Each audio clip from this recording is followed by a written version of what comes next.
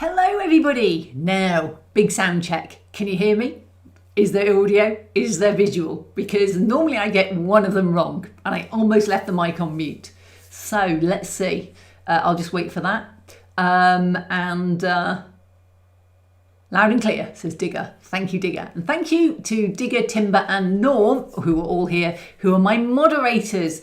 Guys, we don't get as many adult chatbots as we used to, but they're always there lurking, trying to lure you away. These guys will keep them and you in order. So, wow, another month. Gosh, is it me or is time just going faster and faster? I can't believe it's a month since the last one. And I know Norm had Mother's Day, which for some reason is different in America to the UK. I don't know what the rest of Europe's like. The Europeans can probably tell us. We have Mother's Day in March and Father's Day in June. So Norm didn't make it, but he's here this time. And wow. Okay, I'm going to stop wittering and actually start talking about things. I have been busy. I've been really busy with Asteroids. Now, provisionally in my head, I actually wanted to go live this week with it. And whoa, nowhere near. No pitch video, no photos. I'm still designing stuff. I still haven't done it. But I am probably going to go live hopefully next week. It won't be totally finished on a couple of details, probably like the stretch goals. Like normally I've done the first 2 or 3 stretch goals. They may not be done, but I'm getting there and I don't want to leave it too late because of the summer, the great summer where people go off and do other things. We'll see. Just to check, it's not flickering, is it? I've left my main light on and sometimes it flickers. It doesn't seem to be flickering for me, but if there's a flicker, let me know and I'll swap lights over. It's just the other one's like a rabbit in the headlight look. So there we go. Right, so Tim has arrived. So first of all, welcome to everybody in chat. There's just so many of you already. So I think Boxcar Jerry wins for being there first, but Polite, Stating, John. Anybody else? I've already said hello to all those ones. Tim arrived late. It's all right, we'll let you off. And then, I think that's probably it. So if I haven't said your name and you were there, I'm really sorry. But great to have you here. And I know there's other people sat in, they're basically sat being quiet. They don't want to let on that they're there at the moment. That's just the way chat works. And not everybody wants to talk. But we apparently have 16 people on the stream, so that's good. And then, we've got Mac, Ravenson Express. Hi, I almost forgot the live stream as well, Mac. He says he almost forgot. You're not the only one.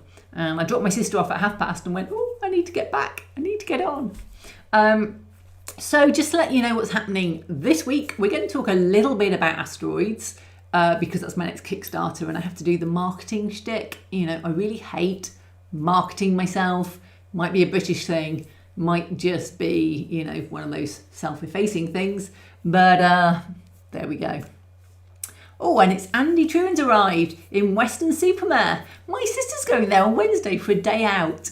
She lives in a residential home and they're apparently all doing a day trip to Weston-super-Mare for the day on Wednesday. So if you see her, wave and say hi to her.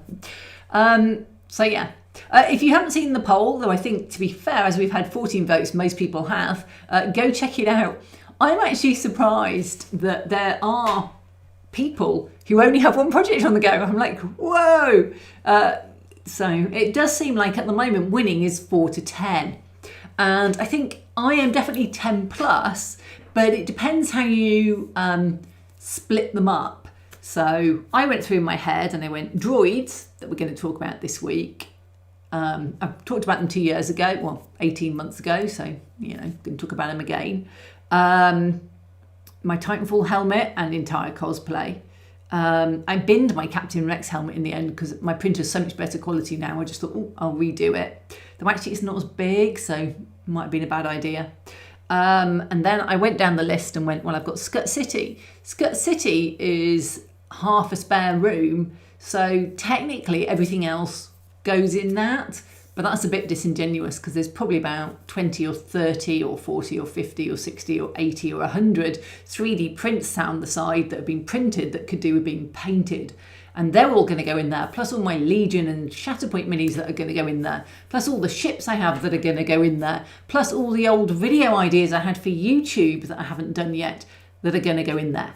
But I did print one thing. Well, 3 things, actually. These. So I have 3 of them. And they are...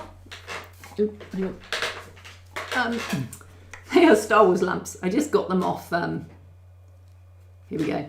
And they have this really cool flame effect in them. So that's what I did other than work. And I'd like to... and I printed them in the... It's a metallic iron. I don't think it looks very metallic at all. But it's this... I've been using it a bit. It's a bit like a gloss. I wouldn't even call it metallic, but I bought quite a lot of it, thinking it'd be more metallic than it was. But it looks good, I think, for a lamp. So there we go. That's about the only thing I've done that isn't asteroids. Go on, there we go. Off we go. So they're living on the floor for now.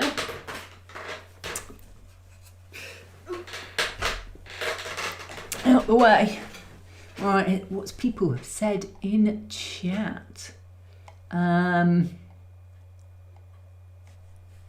So Robinson says it's nice to be here with other model builders. It is, isn't it? I have a lot of friends locally and they really don't get it. They don't get tabletop games at all.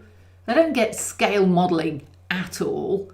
And they don't get just my entire life, really. They certainly don't get Star Wars and the attraction. So it's really great to come on here and people like classic sci-fi, they like scale modelling, they like all the things I like. Probably why they're on here. So yeah, definitely true. Tim, I clicked 4 to 10. I don't think I have more than 10, but it depends on whether you count projects that stalled years ago and are sort of abandoned. Yeah, so that's partly what today is about. It's about old projects and moving forward. Ravenson says, I have more than 10 projects and they're not all my own. I do them for friends. Wow, you have some good friends if you're doing that for them. So that's cool. And Digger says, wow, cool. And then Max says, don't leave that thing unattended in a public area. That will cause a bomb alarm. Yeah, maybe. I don't think it's going anywhere except my floor at the moment. Andy says, been 3D printing the Airfix What If Thunderbird's helijet today. Ooh, that sounds fun. I do like the Thunderbirds and I still have plans to do stuff for it. I still have all the boxes that they didn't go in the clear out, but it was too close to IP and I wanted to do my own stuff for a while. So that's why. Fusion bomb. I don't think we quite got to fusion yet, sadly, but yes. And that was Ravenson. And then Polite, I've given up building for others. I did that for too long, unless as an exception I have to do it on my own initiative. Well, actually at the moment I am designing something for the coffee cup. So I've been playing Satisfactory a lot, like a lot. I've slowed down recently and we're back on Stargate. And actually we've been watching Disney Plus, the 90s sort of types of movies they've got on there. So this week we've watched Volcano, Dante's Peak, Broken Arrow, and I think a couple of weeks ago we watched Double Jeopardy, all of which are excellent films from the 90s. Like 97, 96, they had so many good films in those years, and they're in the old action adventure category, and I think we've got about 5 or 6 more that we've got planned to watch, so that's good. I can't remember what the next one was, but Con Air's on there as well. So yeah, it will be it will be fun. I hadn't seen some of these for ages. I'm not sure I can quite watch Face Off again. I couldn't believe it the first time when they took 2 people with completely different bone structure and just swapped the skin over and went, oh, I look different. It's not how it works. Still. Rameson, for some people, it maybe will look like one.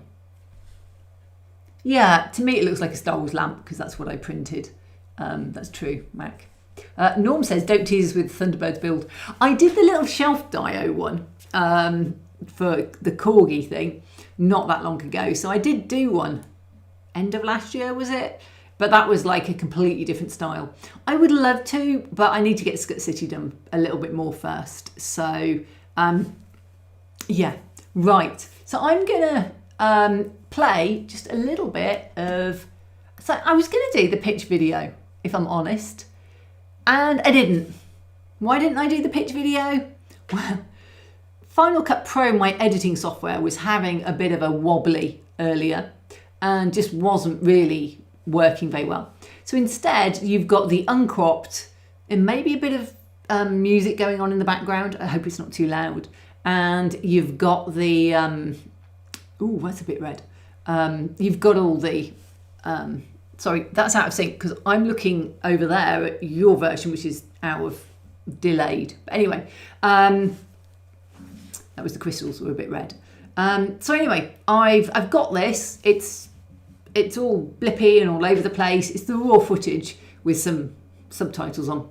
But I thought I would do it to show what I've been doing on Asteroids. So this is my life at the moment, creating this. And now we're at the stage where I have to now market the produce amount of stuff that I've produced. And I've still got some things to do, like that's a miner. That's one of the first things I did. And I really liked the miner, and that was done in multicolour. The ones at the back, the silver ones, are plasma miners. They're actually called plasma moles. They're a Star Wars thing.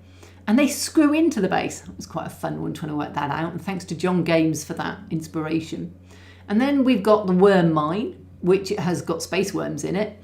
And I've been playing a lot of Satisfactory. So if you've played Satisfactory, you might recognise the conveyors and vertical lift concept.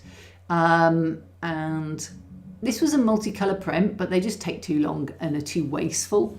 So I've got a lot of stuff that could have done with being multicolour that I might upgrade. I haven't painted. I'd love to weather and paint all this, but yeah, it depends how it goes. If it's slow and I don't have to be doing stretch goals, I might well manage to get some of it painted.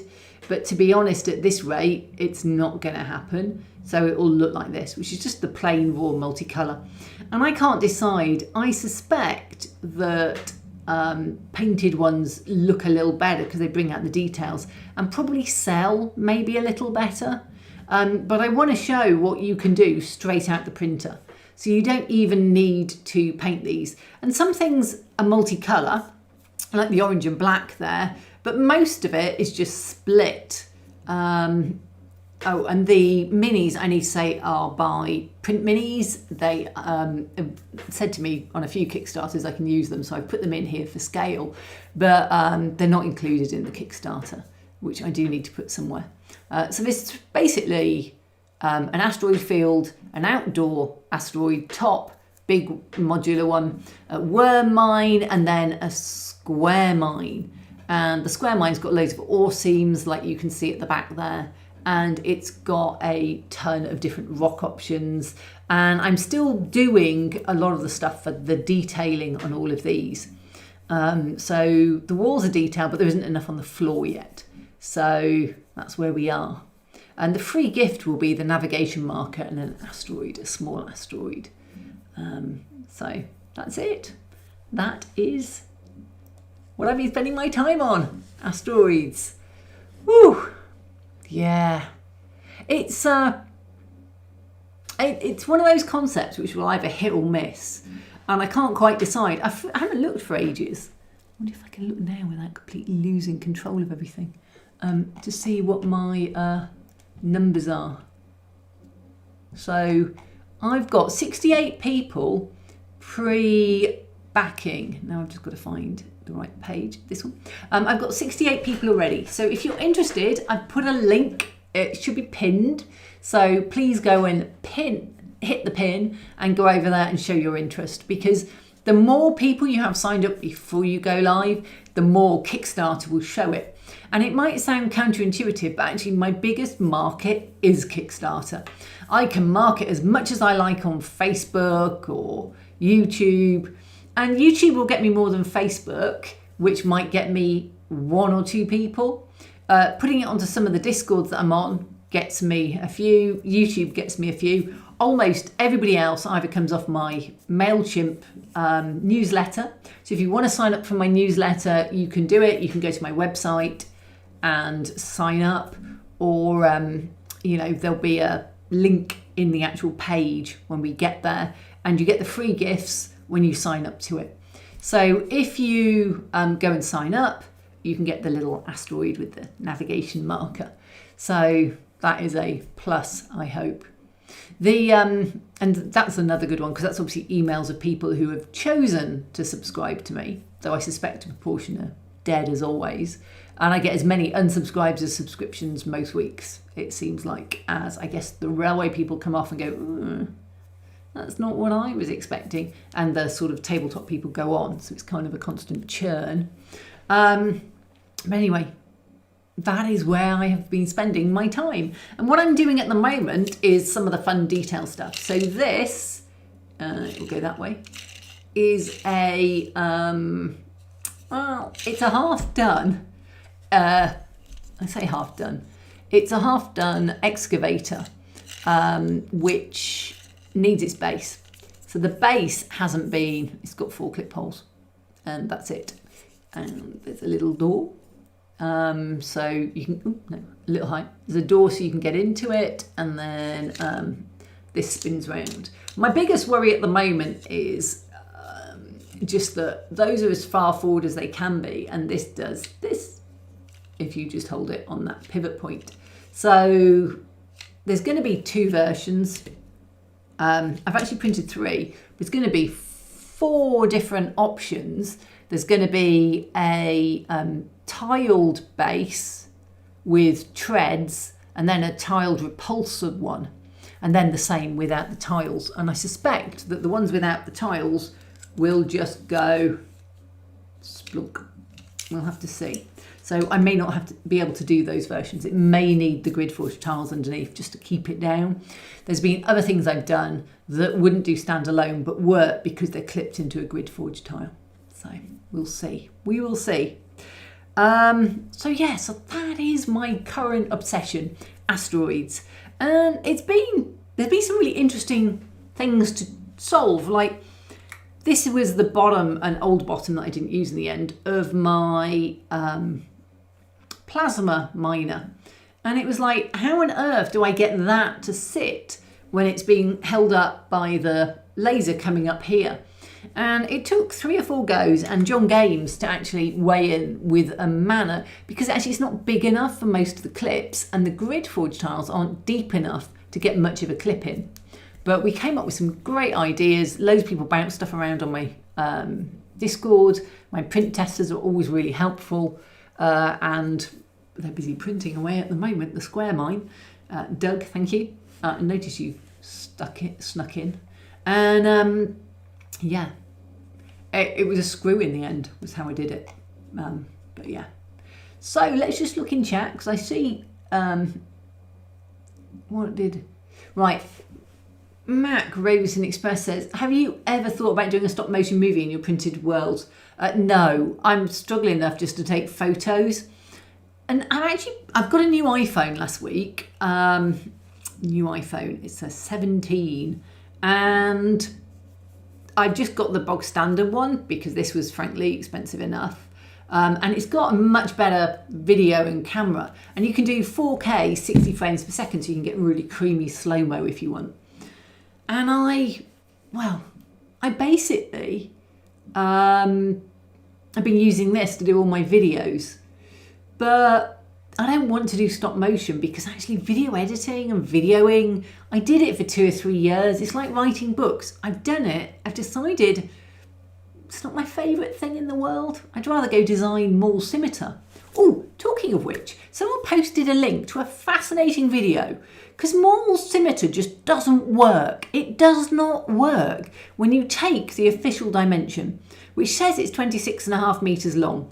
Because when you do it, there's only room for 1 mini in the circular back, and you can barely fit anything in.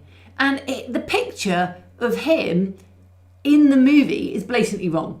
And they said they think they've taken the wrong dimension. And if you do it and scale it as per all the stuff that's available, it's the width that's 26.5, not the length. And if you do that and work out all the maths, it's almost exactly right. And I'm like, I have half done more scimitar on the side that I've never finished because the minis don't fit in it. I am going to have to redo it, and it's all clipped and split for multicolour, so it's going to be a lot of work to redo. But I'm going to have to open it all up and just times it out by whatever that length is and see what effect it has. And then shrink all the clips back down again or something. So, wow, that's to come. But no is the short answer, because I really don't like doing videos that much.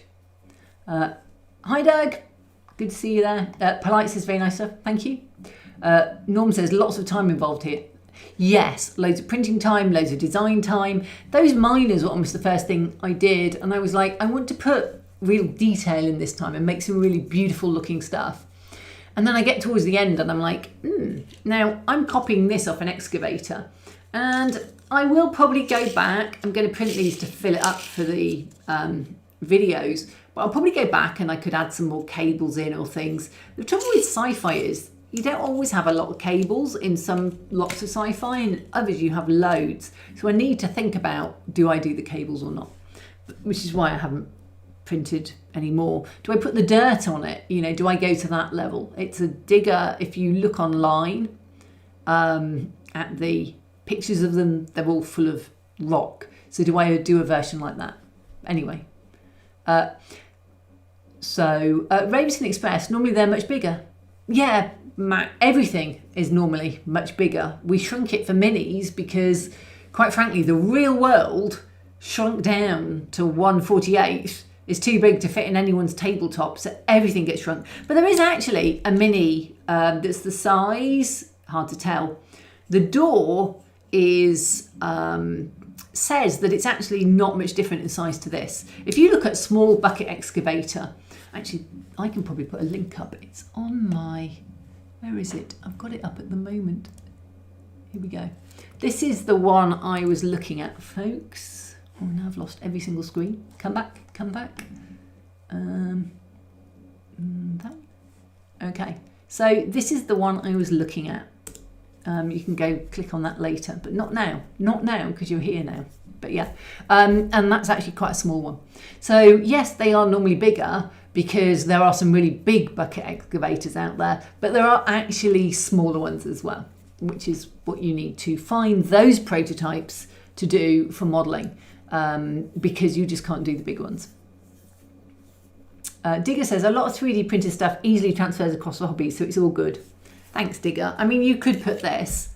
It's not, with the tread version, you could put it on a modern, I've nabbed some, sci-fi tanks on the back from a previous Kickstarter, but they don't look too out of it that you couldn't just put that on with the tread version especially, on a normal layout, to be honest. So yeah, you could definitely do that. Add some weights to the back of the excavator. Yeah, actually, the one thing I haven't done is it does have that attaches the conveyor belt. So I suspect with that attached, it would work, but then you've got a very fixed conveyor belt. And this, I have a set of conveyor belts that you probably saw in the video. And so that is made deliberately. You have to use the long clips to attach them, but if you just attach them, remember that, Doug, when you're doing the test print, if you attach them, it will just sit then on the ground, I suspect. But yeah, Doug, I think when you look at it, they have a giant honking great weight. I'm hoping by the time the treads, which come to about here, let me point that way, treads come to about here. So I'm hoping that helps a bit because they're a little bit forward of the pivot point. So I'm just hoping it'll be enough, because I'd rather it didn't go on a grid forge tile, if I'm honest. I can put it on a grid forge tile, and I will put it on a grid forge tile, but this sort of size of thing, to me, probably best not to go on one. So Norm says, how about a screw type excavator like the one in Journey to the Centre of the Earth? Oh, are you thinking like, is that like the mole from Thunderbirds? With the screw on the front. Oh, I like the way you think. Oh yes. I I like the fact this has got a conveyor belt coming out the back. Ooh, I could tweak this to have a like a screw. Ooh. Yeah. Rameson says, I like that idea, Norm. I'll keep it. Sometimes I think about starting with Z scale to realise crazy big things. Yeah, the trouble then is you can't put any detail on it, and I love the detail. Oh, and Digger says, yeah, the mole. I'd not thought about the mole. How could I not have thought about the mole? How could I? Guys, that's going on the list. Hang on a minute. Guys, we're putting it on the list. This is the giant list that you can't see. And we are putting on here the mole. Okay, I'm only a week behind. No, why does it fill it in automatically?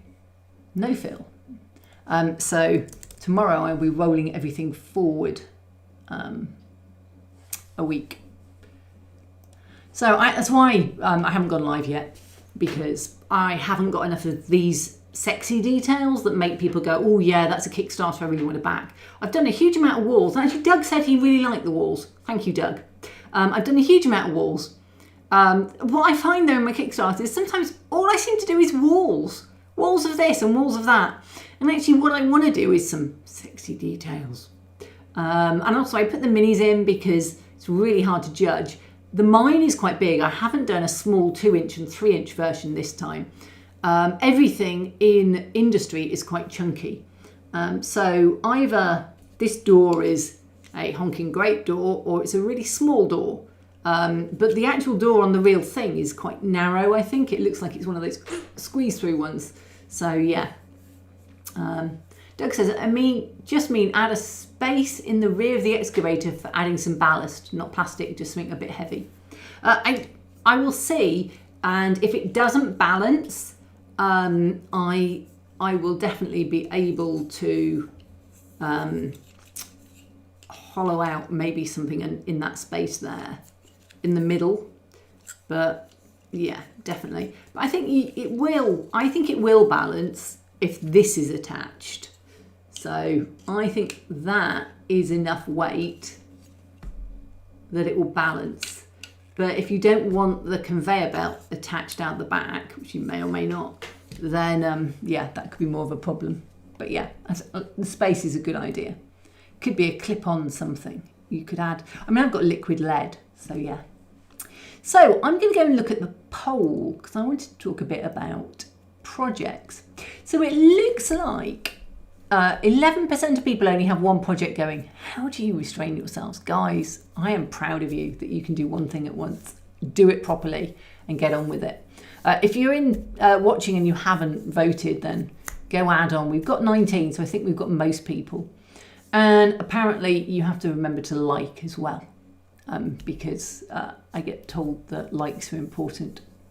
About a quarter of people only have 2 or 3 projects on the go. Most people, 42%, seem to have about 4 to 10. So that seems about good for me. And then 10 plus is another rough quarter. So yeah, I'm always in the 10 plus. But I also have way more ideas that I might have bought the stuff to do it. And this is why I had so much railway stuff to get rid of. All those ideas, it's something I have to train myself out of. I don't know if you're like this. I know my mum is like this, so I can blame her. It's where I got it from.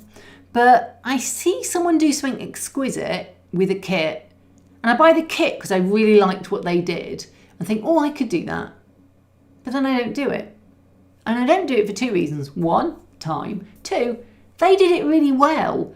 And all I would be doing is copying theirs. And obviously I want to have my own ideas and I want to do my own projects.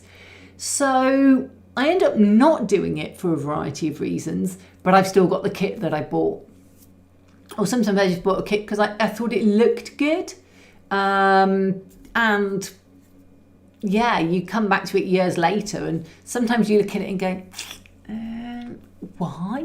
And other times you look at it and go, oh, I've got an N1 Nubian starfighter. And then the Mando goes and soups one up and you're like, I've got one of the original Phantom Menace ones. I just ordered the visual guide to The Phantom Menace that's coming out in October, because whilst it may not be one of my favourite movies, there are some really excellent pieces in it that I really, really like.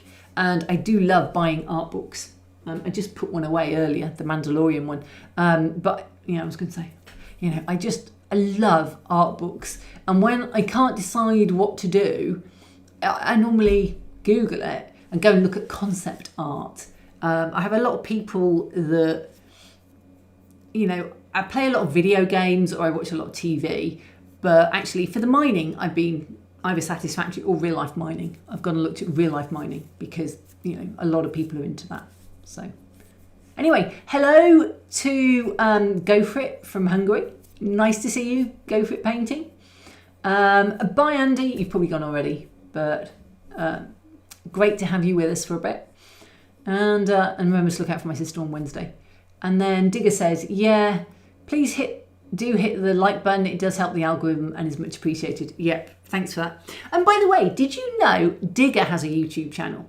If you don't, go and check out his YouTube channel. There's loads of really good stuff on there. I have to admit, I don't spend enough time on YouTube now, looking at other people's channels and doing stuff.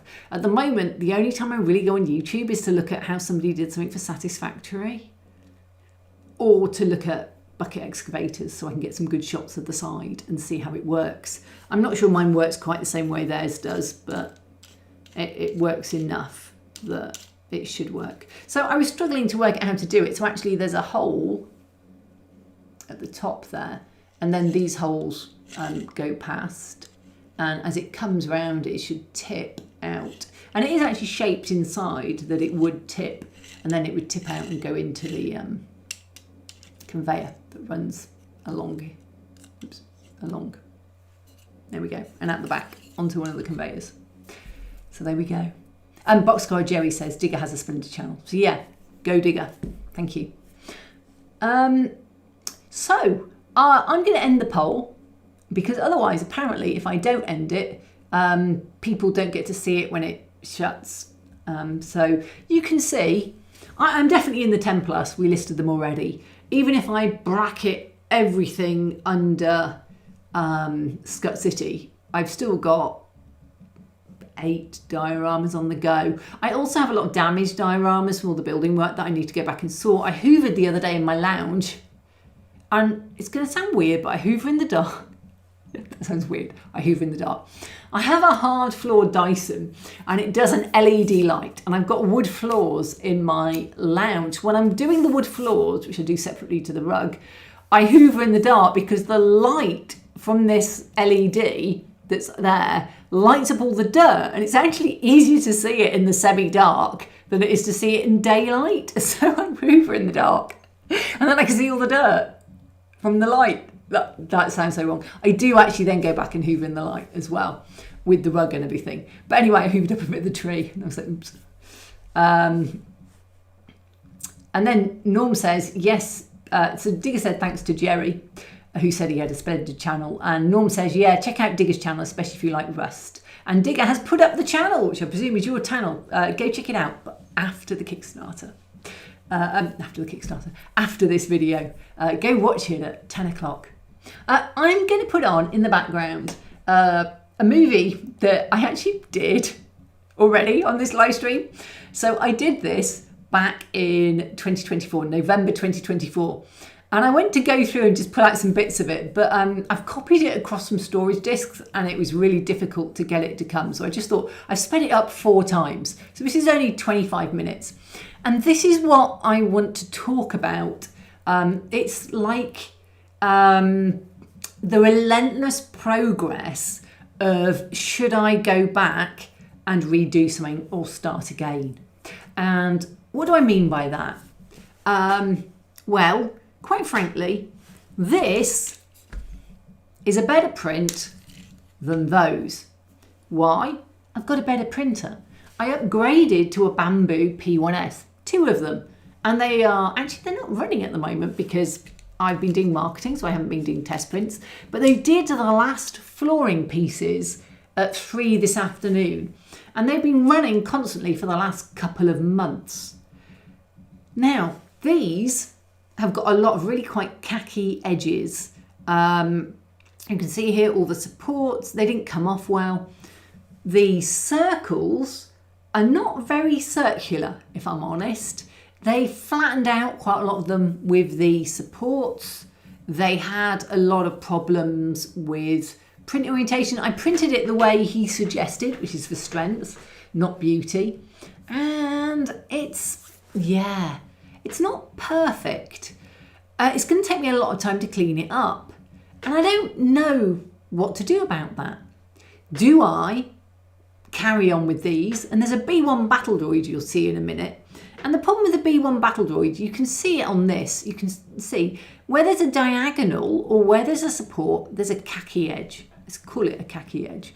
For the overseas people, that means manky. Smeggy, no, manky. It's another word I like to use. Or just really rough. It's not smooth. It's going to need a lot of smoothing. I also did all these at 0.2. Some of them won't necessarily have been. My Max, which these were printed on, went out of level almost every other print, which means some of them may be a little squashed into the bed, so they're a bit flat. Basically, it's a like, do I go back and reprint these? Now there's reasons for both of them. If I was to reprint these, you're talking easily hundreds of pounds worth of filament. I pay off bamboo, and I use bamboo because I'm printing in bamboo, about £10.40 a roll for bamboo. That's about $13 or something. And that's what I use almost exclusively now. I do have some clear translucent from a different brand that I could never print on my presser because it heat crept, and I haven't tried printing it. Well, I did try printing it and it shattered in the AMS and ended up taking the AMS apart about twice and gave up because it shatters. It's very brittle, and if you leave it stressed at all, it just breaks. So it's very hard to use. My presser will print it, but obviously won't print it with the sort of speed or sort of quality necessarily. It's not less quality, but because it's slower, you tend not to do it at the lower layer heights that I might do these at. And I print everything at 0.16 now, and I've moved almost exclusively to matte filament, though there are some non-matte filaments in this, like the iron I showed you earlier that's disgustingly not iron, despite being more expensive. So the worst bit of this is every time there's like a digit, like a finger, it's got a really stepped. Now to get rid of all this, I'm going to have to sand it. I'm going to have to spend a month sanding. And I am tempted this summer to just get my mouse to go outside and just to sand all of these with a rough sand outside. Then to spray them with putty and just get on with it. And then if I want to do another one, I can reprint. Because I flaffed a lot trying to do like brush on stuff, and here I bondoed it.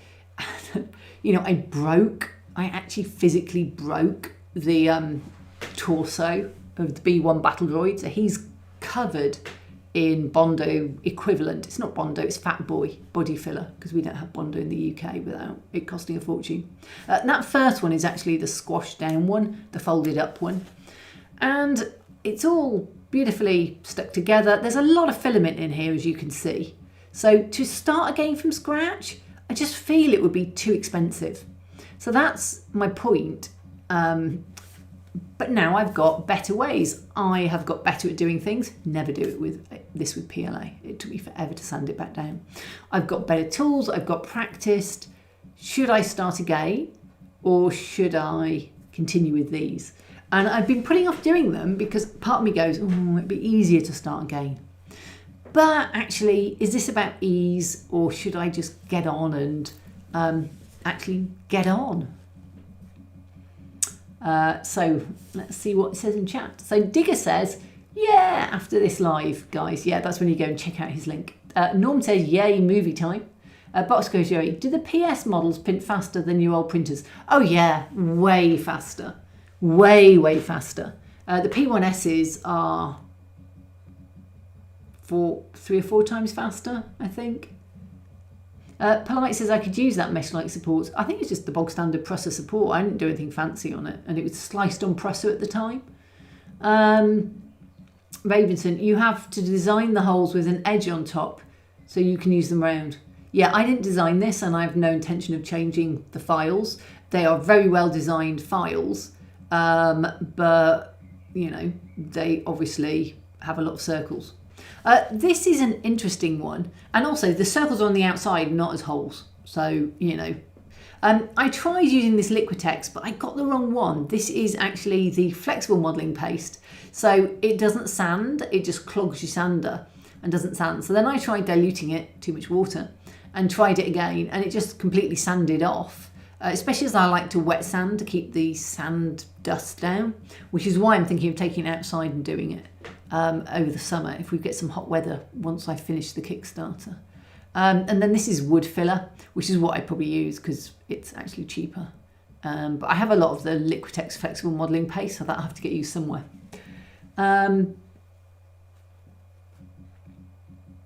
Yeah, Mac, I get what you mean. So you do a circle and then do a sort of square top. It's fine as long as you don't want them to look round. I can't imagine all the hours these big parts take to print. I just put them on when I was doing other stuff. It's all in Overture Space Grey. That would be one reason. So one reason for redoing them was I actually have Bone White, which is a much better colour from Bamboo in matte, but I could print them and probably not paint them. I could just weather them and have them, and I'd have the base already done. But I've already bought them on Tanner Beige, which is the colour they used in the actual movies for these. So I've already got that. So it's not an issue. I hate dry sanding. Just look at the amount of dust coming off there. Really hate dry sanding. So I wet sand, but then if you use the wood paste or any of these, they just come off too quickly with wet sanding. It's difficult. These were some of these. And actually, it's funny you say I can't imagine the hours these big parts takes to print. I actually generally put a 24-hour print on without really worrying about it. This has got spray putty on it, which is wonderful. You can't get it in North America. Really sorry, guys, but it is my favourite filling product because it sprays a fairly thickish, much thicker than filler primer, and it sands beautifully. It wet sands beautifully. It's just so creamy. I love it. It's really good. And this is still the test one. This is the rusty, beaten up one. But it's still got a load of issues that I need to sand down.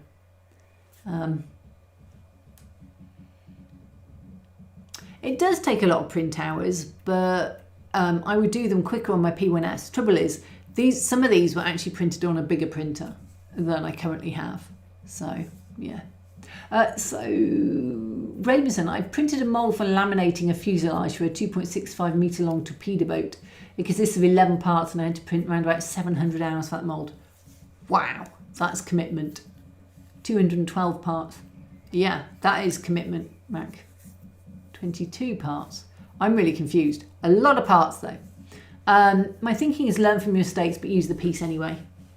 I think that's where I'm going, Norm, because originally I was going to dump it and then I realised how much money it was going to cost me to redo it.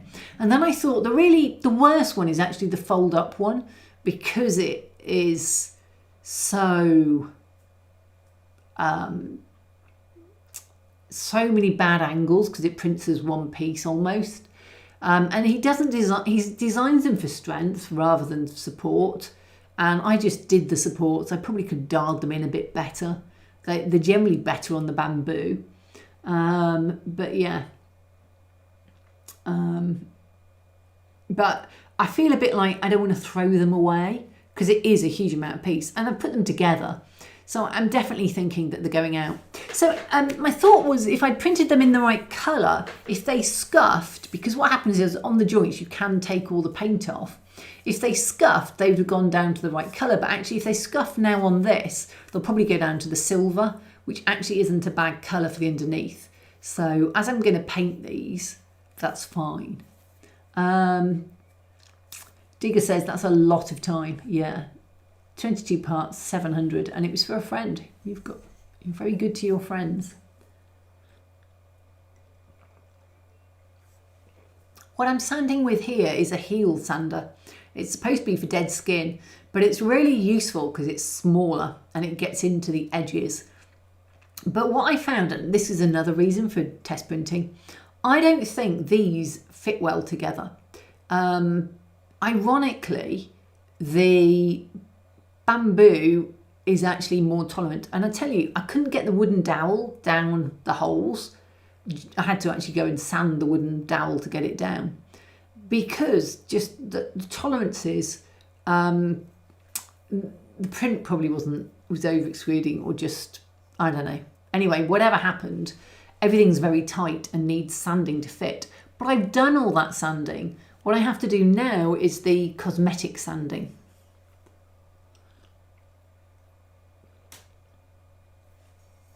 And you can see, if you look on the bottom, I'm pointing but you can't see it. If you look on the bottom part, sort of, where's my arm? Here it is. If you look, oh, it's gone. Yeah. Okay. If you look at this part now, you can see banding, you can see layers, and some of that is colour and some of it is actual banding. And on those circles that are at the top, this is the legs, the hips, you can see that there is definitely lines.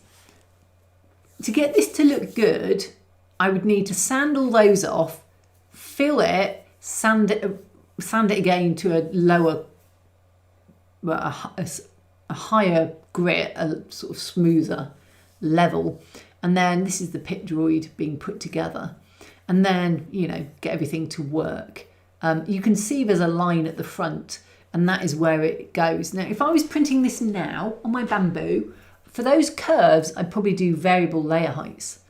I might print it at 0.2 for speed, but I'd probably print it at 0.16 as well, which would again help. I wasn't confused, Matt, by the end, don't worry. The presser support default is mesh. I switched to organic and the supports are so much better. Yeah, I generally go to organic. Do you know what's really frustrating is I put this to glue and I wedged it all and I put it all right and I came back and one of the bits screwed incredibly wonkily and I couldn't get it off again because it's epoxied on with 5-minute epoxy. So actually there's a really wonky bit. But what I did think is if I was to reprint, I would reprint with the full animatronic versions. Or actually, I'd prefer to do a proper BD one. There's some really good BD ones out there. But the idea, and I'll show you at the end, the concept of what these are going to do is, yeah, there's a reason I printed these. So, yeah, that'll become clear soon. Doug says, if I recall, Rose and Express's friend bought him the printer for the project. I think you might be right. Yes, I remember that. Max says, I have the Quiddy X Max 3. It's not so popular printer and it's end of life now and replaced by the Max 4, larger and some new text. That's the trouble. Within a month, they're always replaced by a larger and better printer. Trojan gift, says Mac. Yes, it definitely was.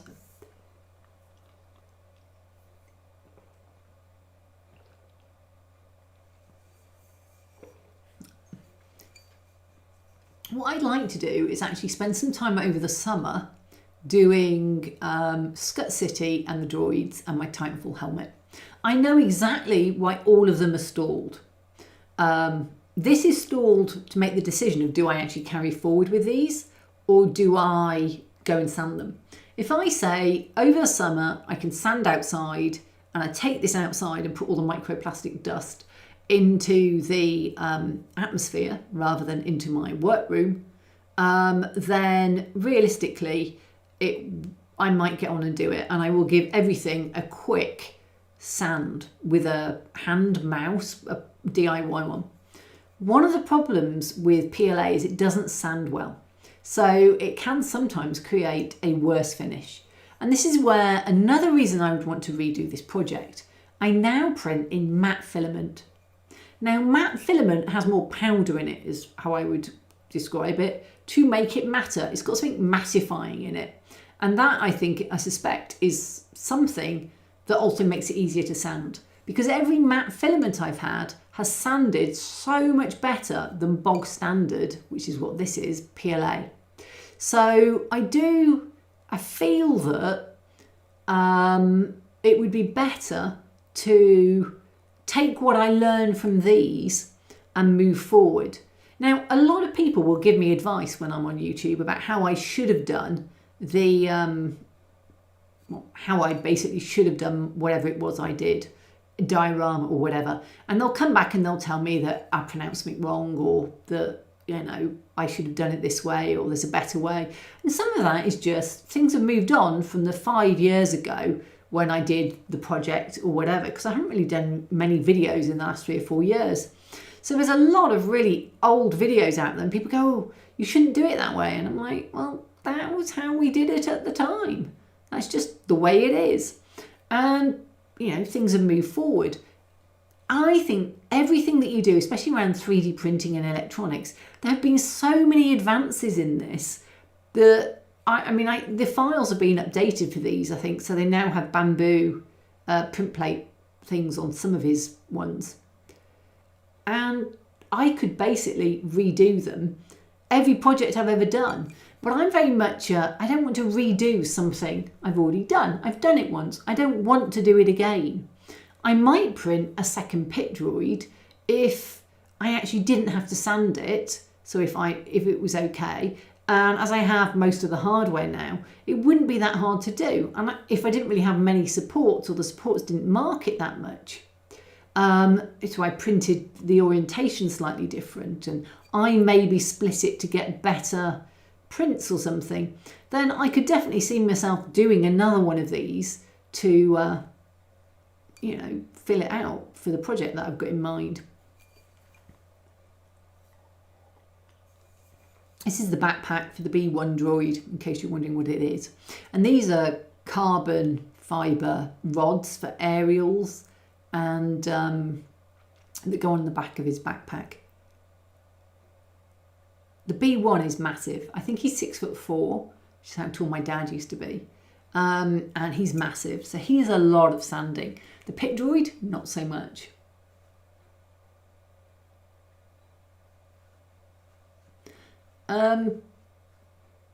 Yeah, I kind of look at it and go, oh, there's so much sanding. This is what's put me off, is the sanding. It's not the sanding on the normal bits. I could probably cope with that. It's actually all of the slightly dodgy circles that aren't quite circles and all that kind of stuff that's really put me off. And some of those joints are pretty manky as well, but that's fine. So I think it will get done. That's what I'm thinking, because I think it's just too expensive to go back and spend all the hardware I'd reuse, but you know, it costs quite a lot just in all the stuff. Ravenson, not sure, but I think ABS is more easy to sand and to get everything finished. Yeah, ABS is, but it isn't. I experimented with ABS back on my first 3D printer. I put an enclosure on it because it warped like mad. It was in a fairly cold room. I melted my printer because the enclosure got too hot. This is where I broke it. It cracked. I was trying to get something out and the whole lot split. So all of this is me trying to repair my cracked torso that I actually cracked. So yeah, I just don't think it's worth it because it stinks. It's not as good in the house, and it's just so much more likely to warp. Even though I've got an enclosed printer and I still wouldn't do it now, just because of the ventilation and the fact I print so much. But matte PLA sands really well, so that's fine. Hello, you should use gloves, says AJB2K3, and a mask with carbon fibres as it's bad stuff. Yeah, I probably should have. I do have, when I'm sanding, with a mouth sander, I generally put not my full organic solvents mask, but a carpenter's mask on. With the lower heel sander, it doesn't really kick the dust as much, so I've not been wearing it, and I'm really bad at that. So yeah, you're right. So yeah, but the carbon fibres, I mean, I did the 2 rods. There's actually about 3 rods, I think, and that's about it. So it wasn't too bad. But yes, I should take more care. ABS is horrid to work with. Yeah, I also set fire to a printer with ABS. Glad it's not just me. I actually melted the whole top of mine. And it never worked properly after that when I replaced the PC board and it still didn't work. So and at the moment on my P1Ss, because I'm printing PLA, I always leave the door open at the front, just in a jar, so you can get some cold air in. And I also print with the, I leave a gap at the top. I've printed some inserts that tip the AMS back, but also tips the glass top up. So there's a vent at the top as well. This is a shoulder, I think, that's going on there. Well, yeah. So I'm already a long way down. This was 6 hours of footage, I think. So, and I didn't film everything. So I'm already a lot of hours in on this. And the more I look at it, the more I think I should carry this on, shouldn't I? I shouldn't just give up on all this work.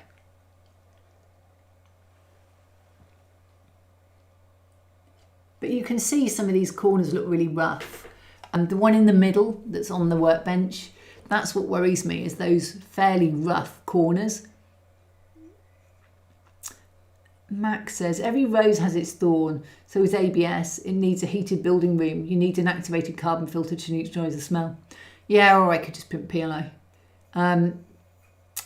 AJB2K3, I can't be bothered with 3D printing anymore. So much time wasting with slicing and waiting. Really? Oh, don't say that. I design 3D prints for a living. I don't really print a lot of minis at the moment because I've got so many already printed. And I've dropped out of most of my patrons that were doing them, apart from Dartfire. I still support. But yeah, I get that. I can't be bothered to do resin minis that much. But this sort of stuff with this, I mean, I slice on my PC and I send it off to go and it works really well. So I can't say it's particularly slicing and waiting, particularly for the FDM. Yeah, that still looks really khaki. Needs a bit more sanding, doesn't it? I think it was trying to get the something apart I'd done wrong, and it broke trying to get it apart. But I didn't want to have to reprint the parts. But I'd assembled something incorrectly. And it mentioned it. You can see on those, on the one side, you can see in a lot of places, where there's a gentle curve, fine. Where there's a very shallow, flat piece, the stepping on them is quite scary. Which is why I'm saying I need to do a sort of a mouse sand first to get rid of everything. And that white stuff that's on the torso is Fat Boy car body filler.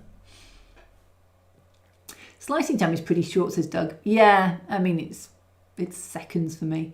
Print time can be long, but you don't need to monitor the print every second. Just come back when it's done. I mean, I just print 24/7, and if I want to, I can look at my phone and see what's what. I'll tell you what I did the other day. I go and, because I'm at home and I'm just go and check. I walked in and it was unspooling a spool directly onto the floor. And the top thing that holds the Bowden tube into the top of the extruder had broken. So the Bowden tube wasn't, but I didn't realise. So I sort of looked at it and thought, well, I'll let it carry on printing. And it carried on unspooling and unspooling. I tried respooling it, couldn't get it to work. Eventually I paused the print because I couldn't stop it unspooling the rest of the, and I lost about half a roll of filament onto the floor. I couldn't wind it back up, it just tangled. And where I tried to put actually a piece off the end back in, I discovered that it wouldn't print properly because it was just slightly eaten away and dented, and yeah, it wasn't good. So and that was just a nightmare. So you do need to monitor prints, but I mean, I leave mine going all night. There we go. I've just got fire smoke alarms in there. And then Digger says, I agree. Once it's printing, you can do other things. That's very true. My P1Ss are very reliable. So that is the big thing. And I'm just going to show you. So, oh, okay. I am not going to show you this till I have shrunk it down. Guys, this is, okay. Okay. Wow, we are shrinking. It's so hard to shrink these so that they fit.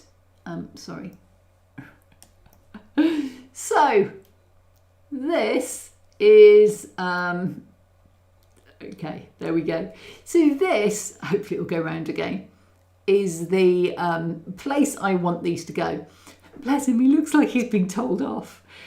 It's not that big, you can see here, and that's the door into Scut City in ahead there, when it's 2 bedrooms on the right. So this is the dude, and I want another dude. This is Petey, and I want Petra, and then the green lady is my Titanfall cosplay, and that's another project ongoing.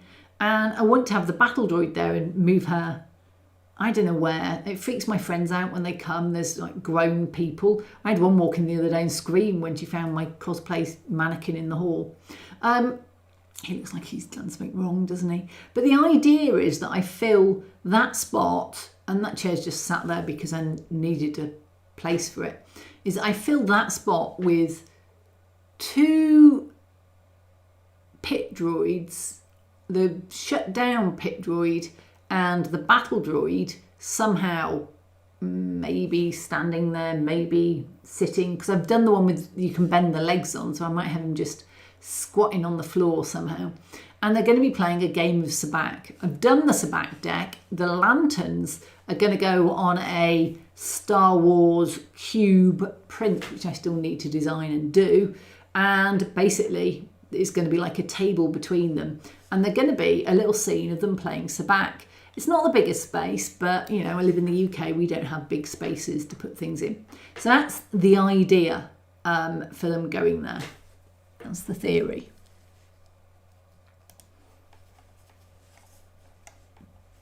Ooh, so Norm, you can cover up a multitude of sins by weathering and aging this droid.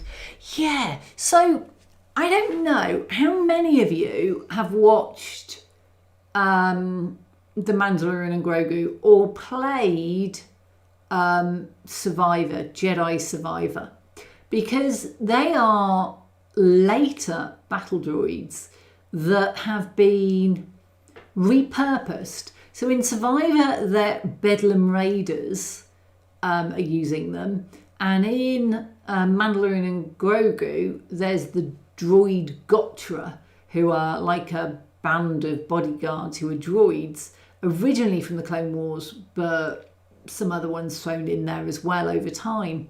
So, because bear in mind, the Mandalorian's well after, it's like, I don't know, 30 years after the Clone Wars?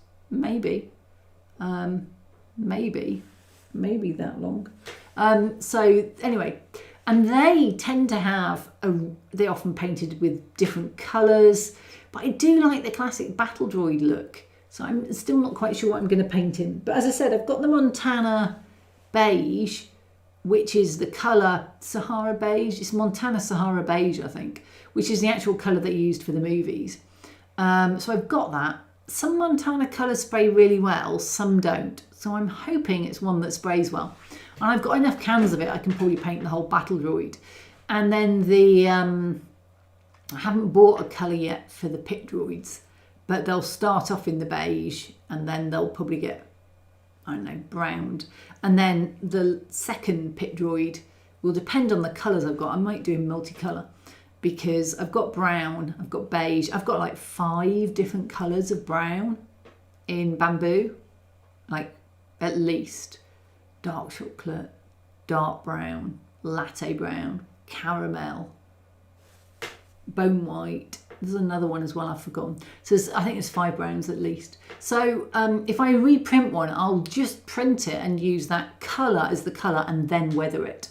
And I'll be able to sand it a little if needed, because you can sand matte. And I've got 2 rolls at least of each of those. So I should have enough to do a pit droid. AJB, I don't have any modern printers and don't trust them.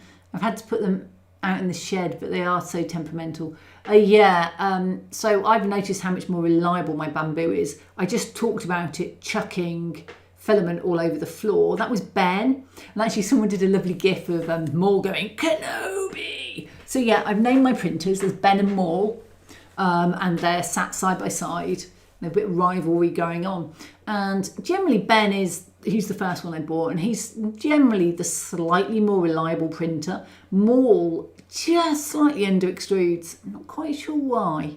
But you know, I've swapped the nozzles many times, so who knows. But Maul currently has AMS slot 1 out of action, and Ben has just had a new filament sensor, which is the bit that has the bit that are broken in it. And I've got to say though, there are tens of thousands of hours probably of print time on my printers. It's my job. I test print everything, except Doug, the airlock tops. Those I forgot to do, and Doug found a fault in one of them. But you know, I test print everything. There might be iterations, so I might do this and then discover that there's a problem with it. And I do actually have a whole bin down there full of test prints that I've thrown out. I've got some sat here that are going in the bin. I didn't like the edging on this. It didn't line up properly, so it got redone. Forgot to do this one in multicolour. It was one of my first ones. Actually, that wasn't that. I didn't put a clip on it, so there was nothing to hold it on. I then had to redo it bigger so the clip would fit. So I've got some test prints. Most of them just go straight in the bin. And I do an awful lot of printing because of it. Just because that's the way that's my job. If it's not your job and you just wanted one printer, I would say modern printers are a lot more reliable. I remember my first resin printer. It was an Anycubic Photon. I could not get it to level. I could not get it to print. Thousands of problem prints that just didn't print properly. They just come off. I had other printers that have never stuck. The Whale, the Nova 3D Whale, never really printed well. I don't really like my Elegoo Saturn 4S I've got. If anybody wants it, I'll be very prepared to part with it. But my old Mars I've got still really good. My presser I've kept, that's a filament one, as an old one. That's okay, but I don't really use it now. I've still got my Peopoly phenomenal printer, still prints brilliantly, and still, you know, it's like the size of a washing machine practically, just a bit narrower, and it's metal built, and it's really good. It still prints like a champ. And then I've got my two P1Ss, and they are just so good. So Ravenson says your joy seems to be a little sad. Yeah, his head hits the back of the chair, so I'd have to swap the chair out. So he went like this. And also I haven't tightened any of the nuts up. It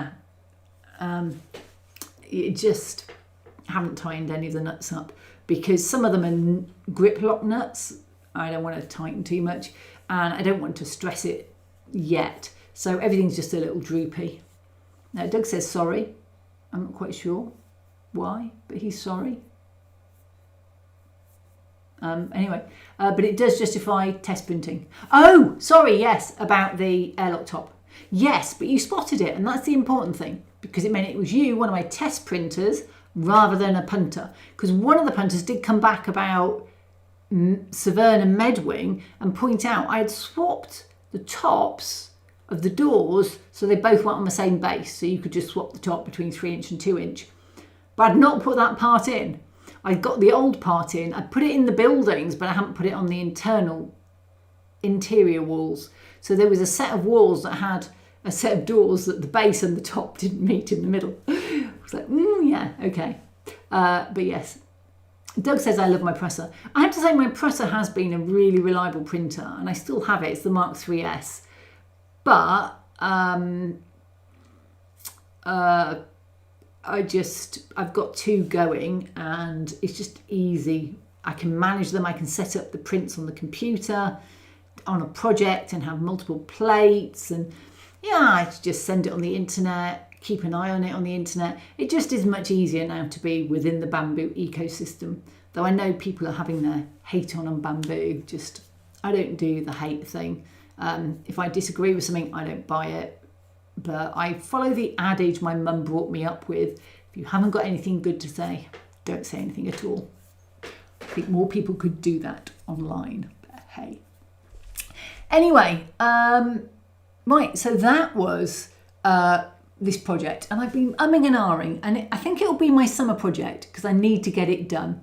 I have a number of other summer projects I want to do, so we'll see how they go. The other one is Scut City. Now, I haven't got any footage of Scut City here, but for those of you who've been following me for a while, I basically decided to do a display space.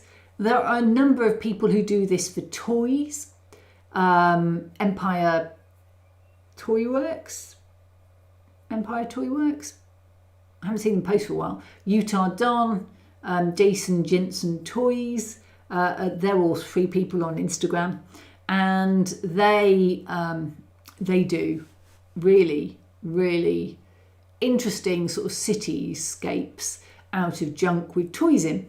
Now, I'm actually using Legion, and I have a lot of Legion figures. So of an evening when I'm not playing Satisfactory and I'm not watching a movie, so basically when Stargate's on at the moment, I'm building up all my Legion minis. And I got for my birthday a set of the brush paints, so I could actually do it there easier than using water and brushes and neat paints and palettes sat on my lap. I have not. So I started playing Satisfactory around my birthday, actually just before my birthday. To be honest, I still play every evening. Not for as long, maybe only half an hour, 3/4 of an hour, as opposed to the 3 or 4 hours every evening. But I, as a result, haven't really used them or taken the plastic off the packets.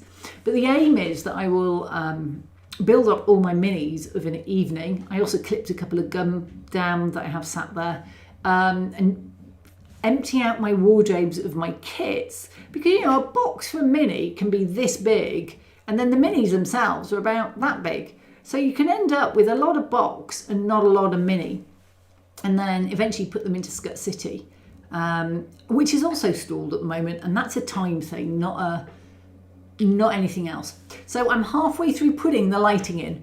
The lighting's on the floor. If I need to go out to the loft to get out a suitcase, I have to move everything out of the way. So the lighting's on the floor. I have stepped on it a while.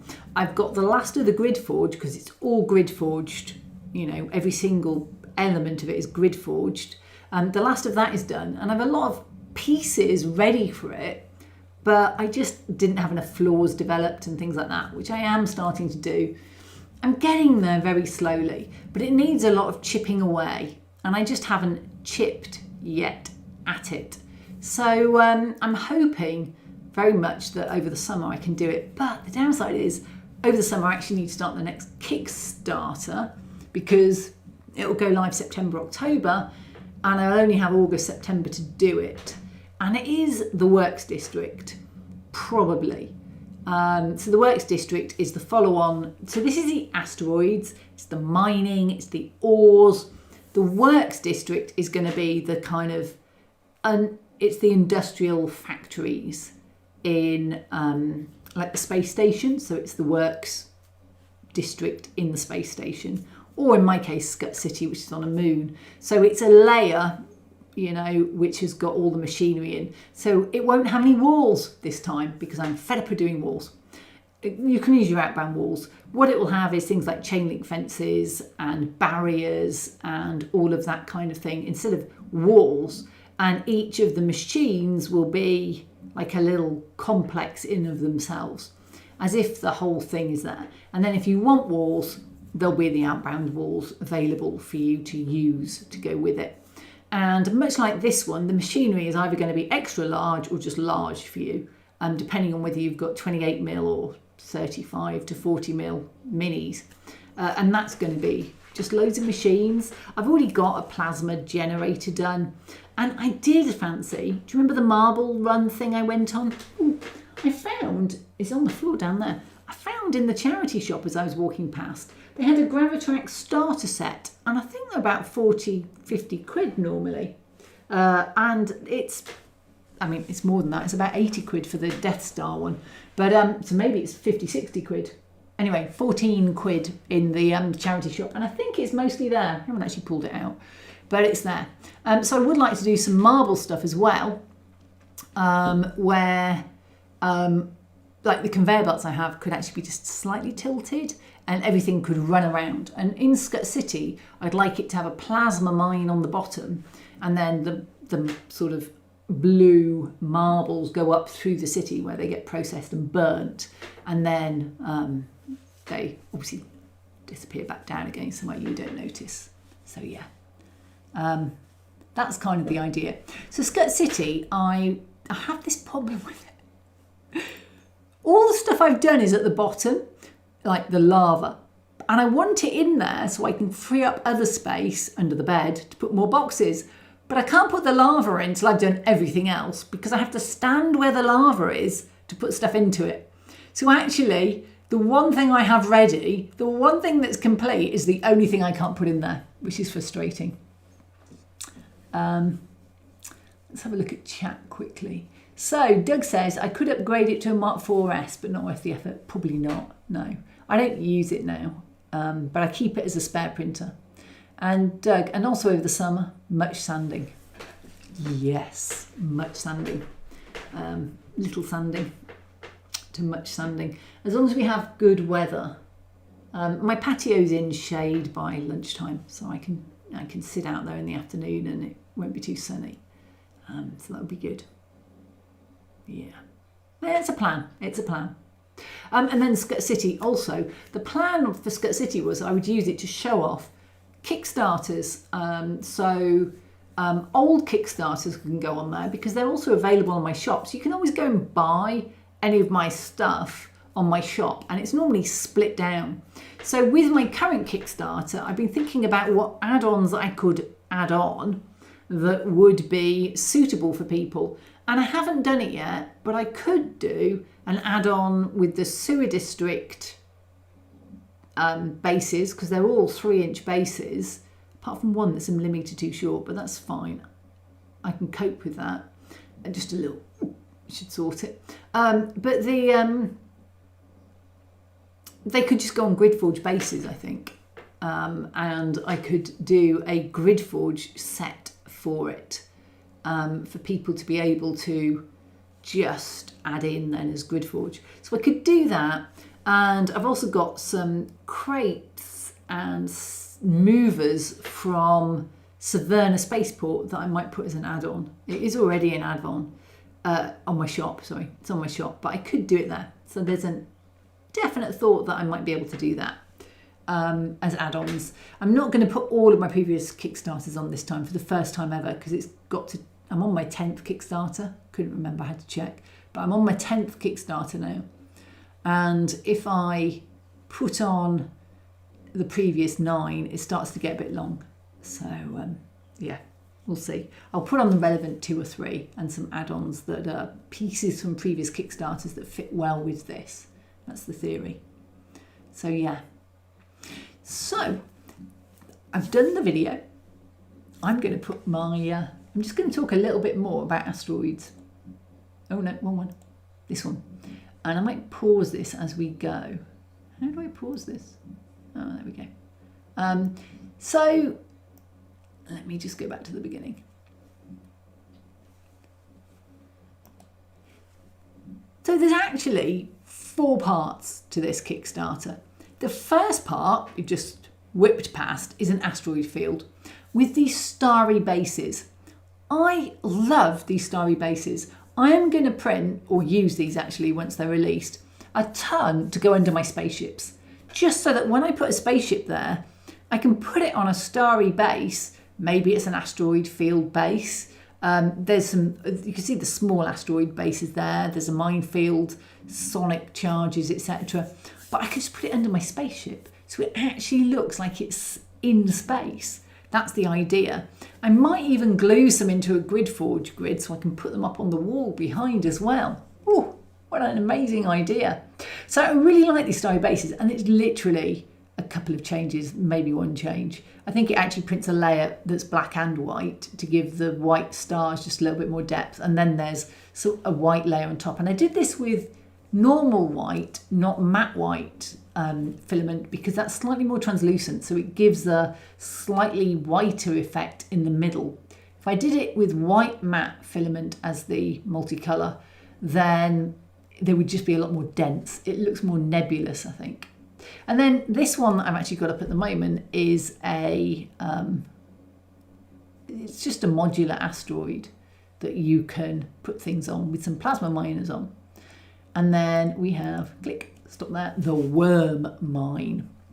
Now, this is the first mine I did. It's actually very similar in concept to the sewer district, which is why I think it would fit well with it. You can see the worms go through and they eat away the mine as part of their sort of digestive process, especially the one on the far left that looks more like a dune type worm. And they secrete out as they go something which has been sold as supercrete. So then the extractors, which are actually on the left, there we go, at the back you can see, the extractors, there we go, they come through and they widen the tunnels, taking out all the worm excreta and, you know, making it and selling it as supercrete. That's the theory. I also did, though, the standard Star Wars space worm, which is an exogorth or something like that, as just an option. There's on both of these two, so there's the worm mine on the left and the right hand side is the square mine, called that because it's got square walls.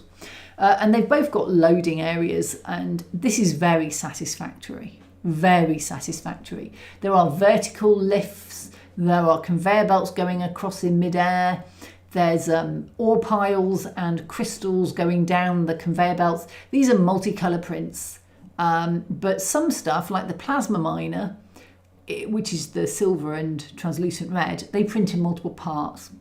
But actually the conveyor belts is a 3-colour print, and it makes it quite wasteful. I haven't deliberately done on the right, in the square mine, in the middle, sort of going across horizontally, there's some pieces which have a gash of, it's an ore seam in it, and it's got some rounded pebbles sort of inset into the soil, and they're sort of displayed as if it's been going through a seam. I daren't print those in multicolour because it uses almost half a roll of filament to print 4 pieces. It's just so scary. But this whole area, at the back right, I've actually got outbound. So outbound mix, actually that's all outbound station because it's all weathered, the original outbound station. But outbound medical would also fit here if there was a piece that you wanted from there. And it's really, well, it's very weathered. The whole lot just all sinks together. So you can put them in there. I've got the bunks, I've got the lockers, I've got the toilets and showers, and then I've got the sort of food area. So yeah, really simple. And then these are miners. These are very based on a very simplified satisfactory. That's the dune style, and that is a more borer extractor. I've got these blasted, going too fast. I've got these blasted, whoops, here we go, hole ones, so you can go through a hole. You could easily have a normal wall, pick this up, and then you've got a wall with rubble and a hole through it. And some of them are double-sided, so you've got rubble both sides, depending whether you feel which way the explosion went. And you can see through there some multicolour ore piles. They're printed in 2 colours, and some plain ore piles behind that are in 1 colour. And very red. So this is a single layer print and then a hex print. It's all prints together, but it does a single first layer and then the hex on top. And it just slides into this, which is the hangar bay entrance. And I'd done these already for outbound, but it didn't really ever make it into there. So I thought this was a good place to have it because this is in space. And I think it's quite a useful one. It's lovely because you can see through it, almost. And if you printed this in translucent, you almost might be able to even see through it. But like if you did a translucent layer and then did the blue hex on top, I haven't experimented because I just picked this up and went with it because I already had it printed. So these pieces were already done. And all I had to do was grid forge. So these are reprinted for this, put them on the brown grid forge base. But if you look at it, I did it, and there's one with 2 layers thick for those people whose levelling isn't as good. But it's quite an easy way. There's one with a slot in the top, but you can't really extend it like this one, because you can't clip it because it's too small and to have a slot. So this is a complete one. But if you went for the smaller one, you can actually do one with a slot where you can take your force field, energy field out. But I really, really like this effect. And I've got about 5, 6, 7, 8 of them printed for Scut City. So what I'm going to do in Scut City is put a picture behind it, so you can just see through and slightly see the picture. So this is a really great effect. You just sort of curve the picture behind, light the picture, and then people can see there's a shape. They might be able to see roughly there's a hanger or something, but it adds a lot of depth to your scene. So, you know, if it's on my back wall, if it's between the two sides of shelving in Scut City, because there's like 2 central columns of shelving, I wouldn't be able to do it because there wouldn't be enough space, but it could just have a flat picture behind it, so it's like darkened behind. But if it's out the back, there's actually enough room for it to stick out a little bit, and I could put a light in and it could look like an entire room beyond, and it just adds a lot of depth beyond the whole Scut City. I really like these. The effect is silver, just basic silver bamboo, and then dark brown matte filament. But you can see I was getting bored of doing multicolour long prints. So to the right there are panels. Now I've given you them separate, so if you want to print in 2 colours and you've got a printer like me, I'd actually recommend that you print them and just glue them in place. But these ones print as one piece with a bit of rubble to hold the bottom, and then those panels there. And then this is quite mixed up because it was just let's shove in some stuff at the front. And it gets a bit more sorted later. Ooh, that might be a bit oversped up. Ooh, and I've got a turret. Yeah, I forgot to mention the turret. I tried it without the black behind. I need to find a better way of putting something behind things, because this is just black foam board, but it's got too many gaps. And yeah, and I need to change the colour toning on this. It's just got a rough tone on, but the red crystals are glowing.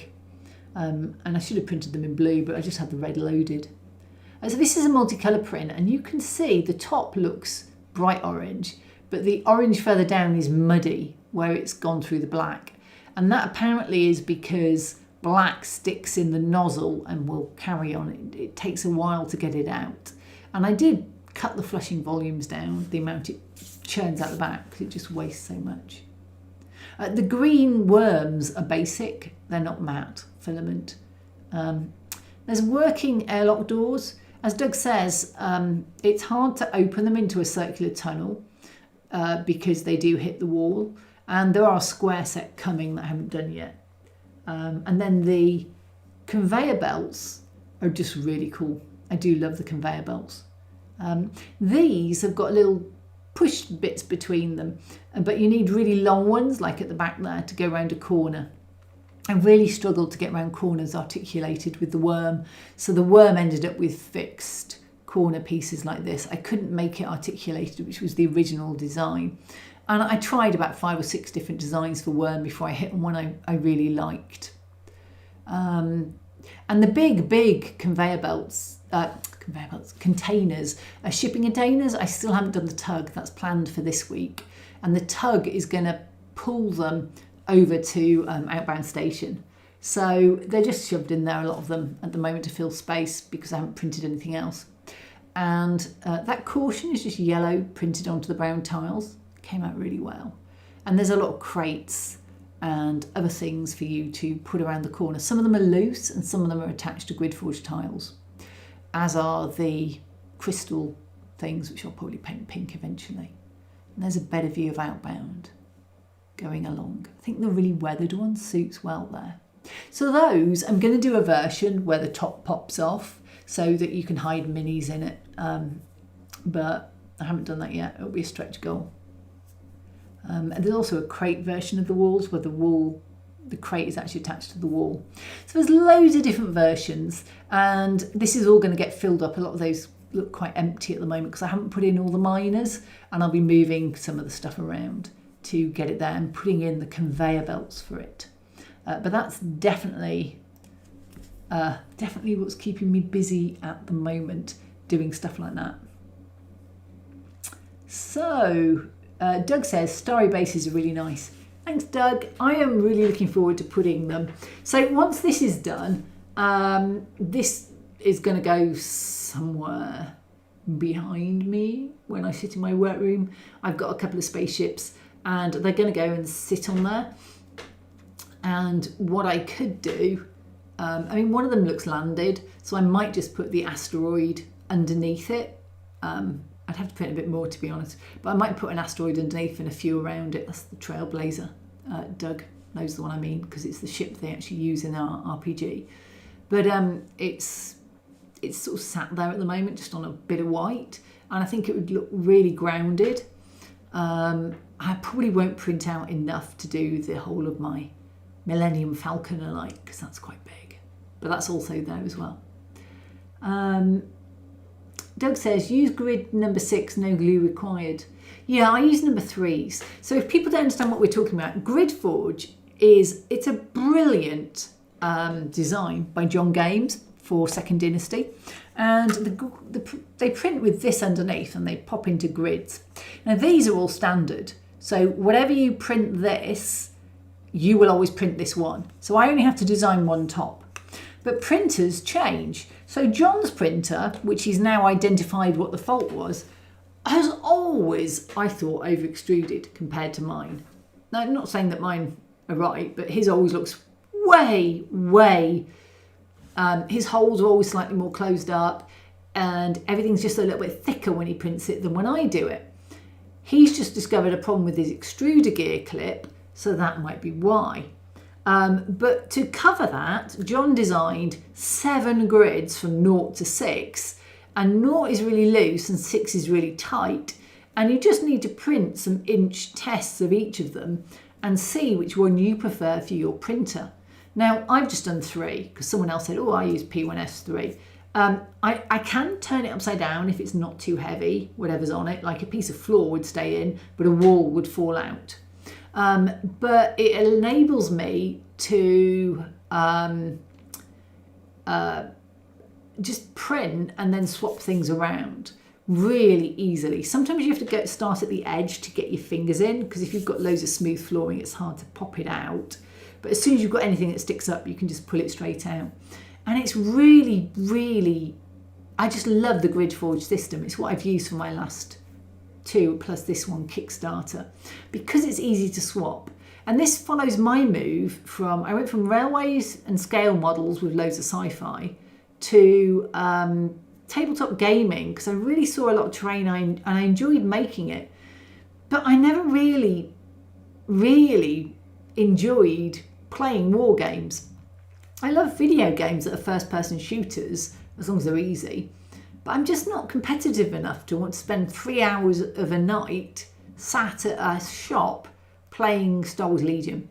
So what I really love is RPGs. So the move to Grid Forge is actually also a move to playing more of an RPG style type of gaming, which is actually what I love doing. So I found my niche in 3D printing and also in what I actually play. So on the stream tonight, we've got Doug and John and Tim. Sorry, Tim, yeah. All of whom are in my RPG group. So I GM it, make stuff up, and it's set. We have Scut City in it, we have Outbound Station. You've only been there once and you never really uncovered that much about it, so I think I'll have to go back again. But Outbound City, they will be visiting an asteroid mining base. They've been to the Sith temple in the bottom of Scut City that's there now. I sort of modelled it off what we did in the game. So, you know, it's kind of sinks in actually. It almost feeds. So there's Scut City. We did loads of stuff on lava tunnels the other week because our 4th player Mike couldn't make it. And so I did a flashback episode where he was off, his character was off somewhere else. We went exploring the lava tunnels under Scut City. And I'd love to do those, but actually it would be into the kitchen ceiling or the hallway ceiling, so probably can't do that. But, you know, it gives me ideas then of how I can do some of the detailing for Scut City. I created a whole market district, so for the RPG they'd have shops to go for, but now I can recreate that in my modelling, and I love the way it all just syncs together. So the stories I make up for the RPG are stories that I then use in every week, and I don't make every single plot up, though most of last year was made up by me with a few sort of books thrown in. This year they've all got force powers, they've become force sensitive, so we spent quite a bit of time with the books. We're not majoring on it, but they're still learning. So it's been great fun, is all I can say, syncing the two together. Stating says, still lurking. Ooh, as long as you're not stalking or a peeping Tom, that's fine. Max says, with 3D printer brands, it's a bit like a war between the Golf GTI and the Opel Manta in Germany in the 80s. I believe you. I remember Golf GPIs, but Opel Mantas never made it to the UK. So I'm afraid I can't mentally see what that would look like. But there was like the Golf GTI and then the Astra, I guess, over here. Astra being like Opel, I think. When you ask in a forum what 3D printer you should buy, all people are advised to buy the same printer they have. It must be definitely the best printer. Actually, I don't advise that.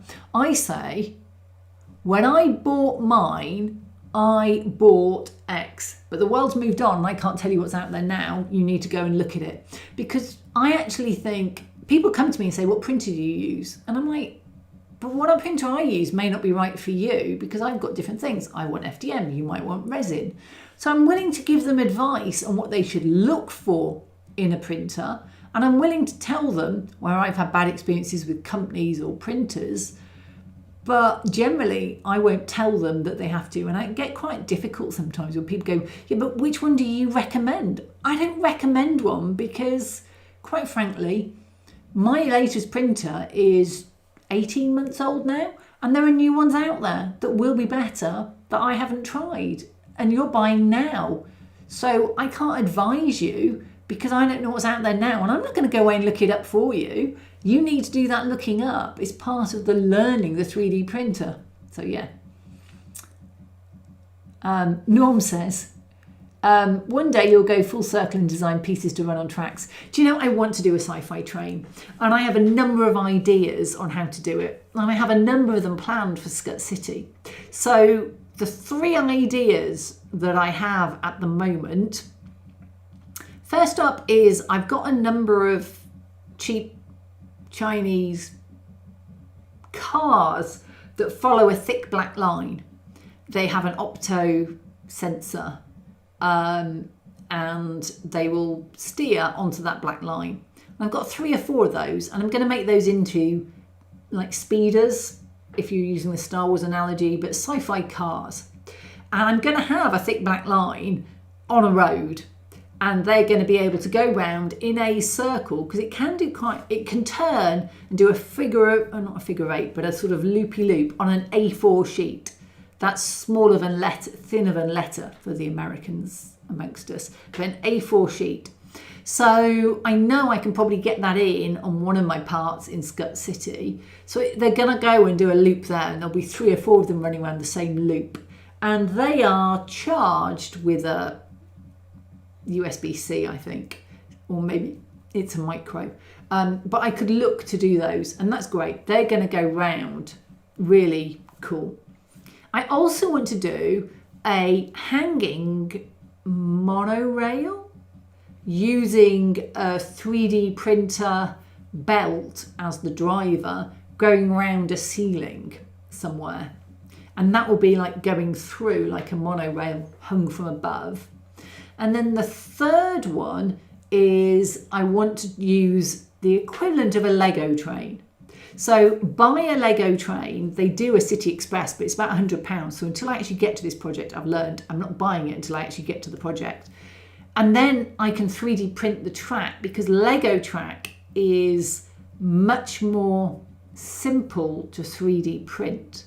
I've already got a monorail I did for Savannah Spaceport, which basically is a 3D printer one. And I've pulled it off that, it's in pieces, and I'm going to put it in the top of Scut. and it sticks over the top, and it's got these roller coaster wheels. It's actually a KNX roller coaster over the top, and it runs back and forth on that track, which the black paint's coming off and it's now looking lime green. So that's actually my fourth one. So those are the ideas of what I'm going to do to fit it into Scut City. But at some point I would like to do a sci-fi train. But every time I think of doing one, someone else does a Kickstarter of one. And I think, oh, they've just done a Kickstarter. And I would like it to run.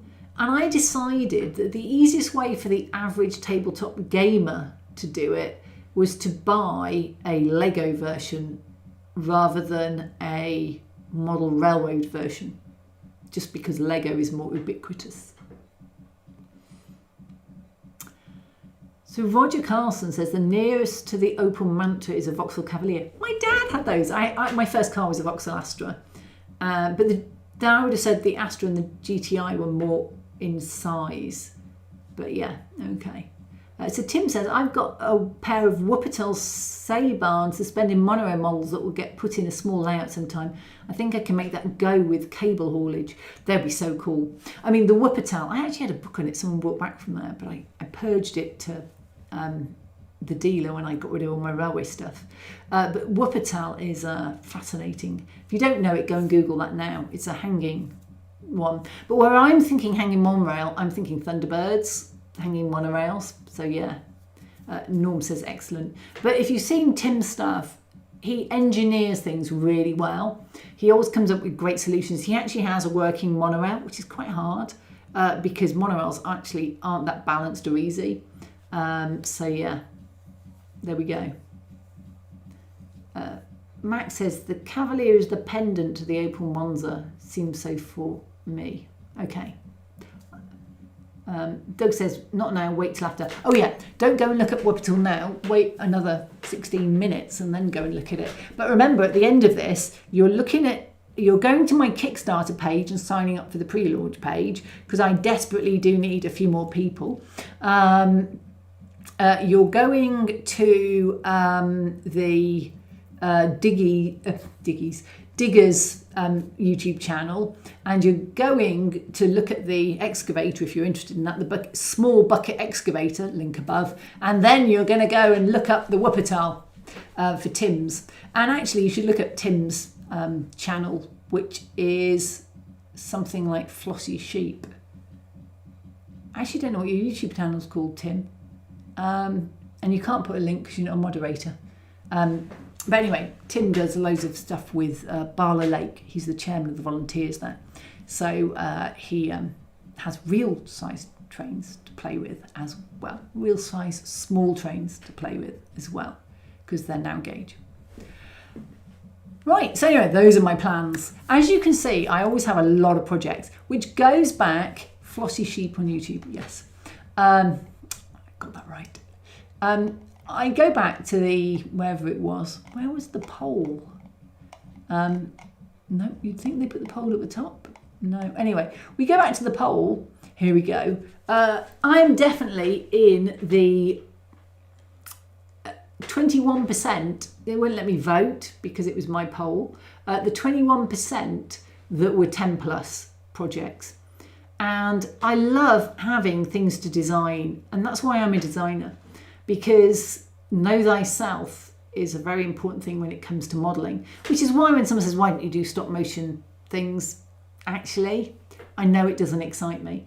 What excites me is designing wall scimitar, designing a bucket excavator. I did this yesterday. This is yesterday's work,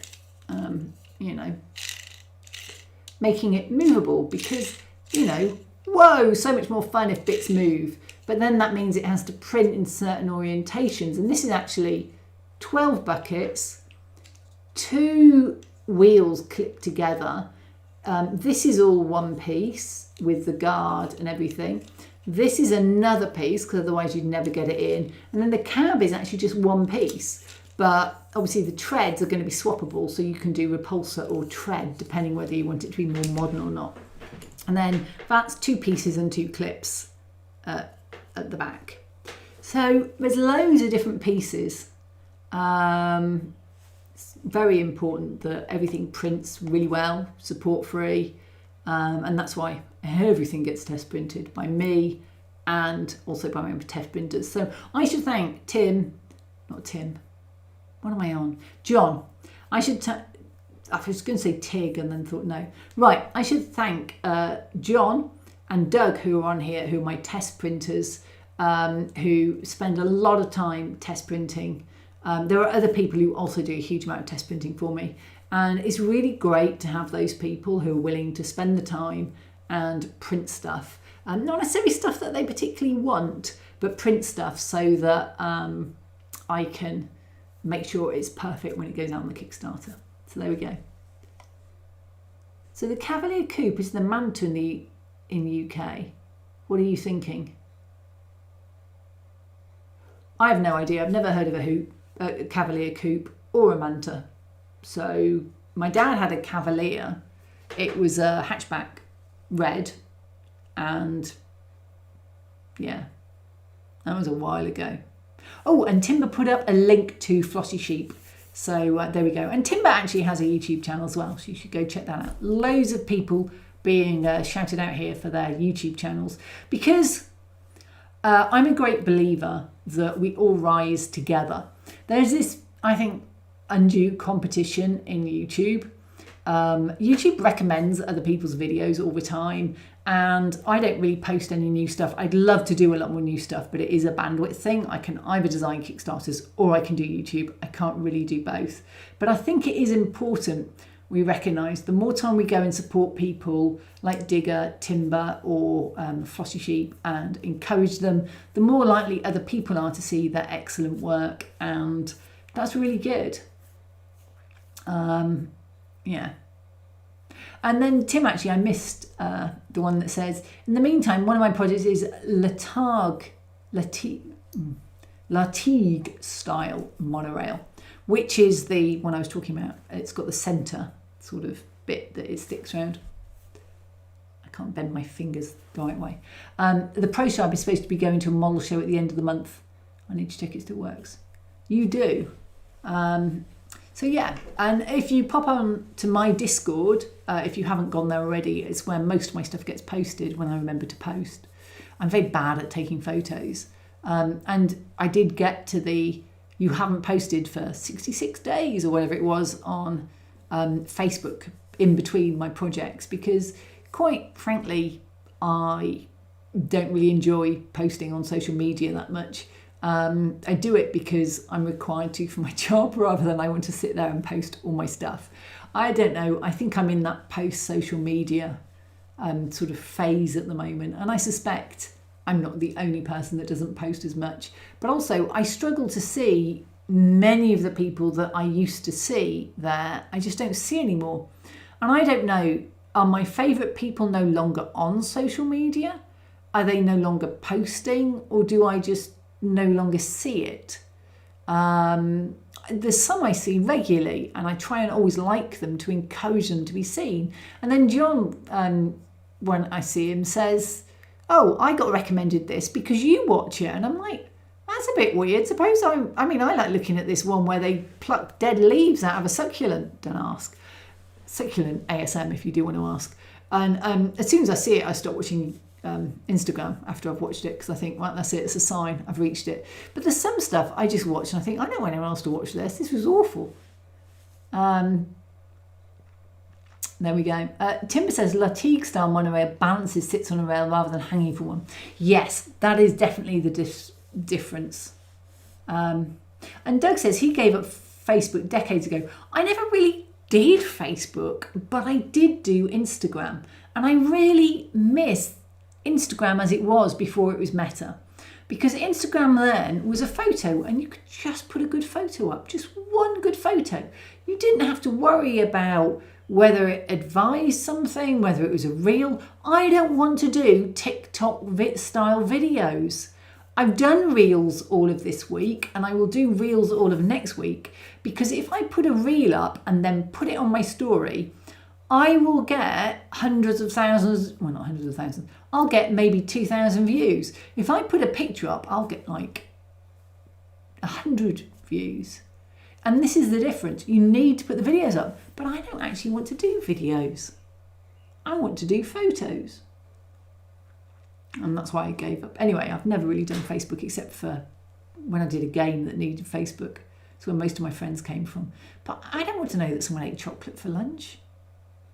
Am I getting grumpy and old? Am I turning into a grumpy old woman? Scary. But I did used to enjoy Instagram because there were loads of people on it. I was really inspired. And there are still. I mean, I met John in the park for a walk the other day. And I must have gave you 3 links, I think, of all these people that I enjoy seeing. And some of them are really good and really inspirational. But I just don't think I see as much of it as I used to. And there's definitely some great modelling out there. But I think people are now put off by the standard sometimes. So you put out something that's just average, you know.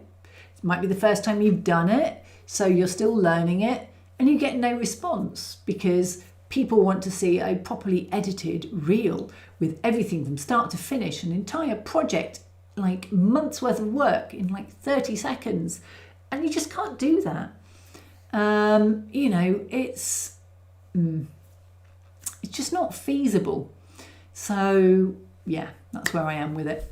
I'd rather see one really good whip photo, and somebody who I love following, actually two people I follow. One's something called like Jake Hunter, does loads of droids as well as other things, and he does some really great Star Wars stuff. But the other one is Odd Viking, and he does Star Wars stuff, but he does beautiful weathering on his full-size stuff, and I follow them, and he does some amazing whips, and he still gets looked at. I'm like, okay, you can still do it, but I think that's cosplaying. Cosplay does get a bit more. So Digger says Facebook can be a real time bandit. Instagram can if you just start scrolling. But actually, I would say reading is my biggest time bandit. And actually, Final Cut Pro this afternoon, when it kept backing up, it backs up every 5 minutes and was taking 2 minutes to back up. So I couldn't get any work done because I only had about 3 minutes before it went on a go slow again. But yes. So hopefully, I've got 6 minutes left. So let me sum up. So you've helped me decide I need to keep going with my droids, and over the summer get them to a stage where they're good enough to sit on my landing, and then weather them. If there's any bashed corners, the things aren't quite right, put a load of rust around it. I don't know if droids rust. They're going to rust. My droid is going to rust. Put a lot of like corrosive rust around any bits that don't look that good. I'm a huge fan of sponges when it comes to prints, FDM prints, because the sponges don't go in, like a wash will go into the layer lines and make them stand out more. But a sponge sits on the surface and gives it a mottled effect and breaks up the layer lines. So I'm going to use that a lot. And I might even put on some of the filler that I've got just around some of these areas as if it's built up with and I can do it after I've done a paint thing, just to look like it's built up a little bit of corrosive, rusty, bubbling, you know, that sort of thing. So I'm going to go and do all of that, but first I've got Asteroids. So I need to finish off that, get it live. I've got about 9 days left, I think, before I want to go live, but I'm not announcing that date. I still haven't done the story or the pitch video or the final modelling, so we'll get there. I need to design the coffee cup for Satisfactory, which I mentioned earlier, and I just need to then get on and get stretch goals done, get everything sorted, and then I can get back to some of these shelf queens, including tidying my house and going through some of the old dioramas that need fixing. So most of the ones in here are okay. They're just incredibly dusty from the building work. But the ones that got moved around the bedroom 3 times, some of those got really badly bashed. So, yeah. Norm says the paint on droids wear down to bare metal. Yeah, and I'll have to...